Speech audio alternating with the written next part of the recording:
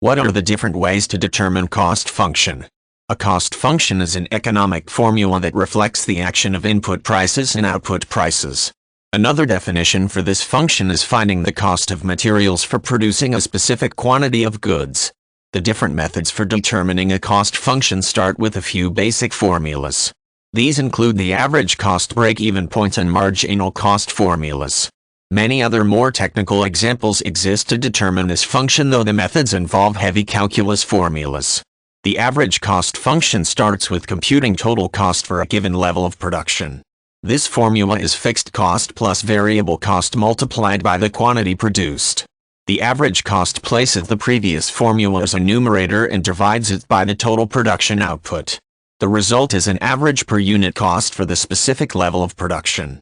Companies can use this basic formula to assess the average cost for goods produced in different batches run through the same production process. An important use of the cost function is to find the break-even point in terms of units for a given production process. This point represents the number of units a company must sell in order to cover all production costs. The formula here is per unit revenue less per unit cost multiplied by quantity, the variable in the equation. The end result is a figure that represents the quantity to produce in order to break even in economic terms. Many alterations can exist in this formula to match the company's needs. Marginal cost function is a specific formula designed to compute the change in cost for producing one additional unit. Formulas exist for both the cost side and revenue side of this process. To define the marginal cost for producing an additional unit or units, an accountant divides the change in output into the change in total cost. The formula is similar for the revenue side, where the change in total revenue is divided by the change in output. The comparison between the two determines if producing more units will either bring in more revenue or simply add more cost to the business.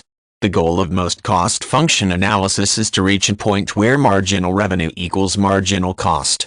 At this point, the company maximizes its revenue and is unable to add more profit by producing more goods. This is not always a reachable goal, depending on many internal and external factors that affect the process.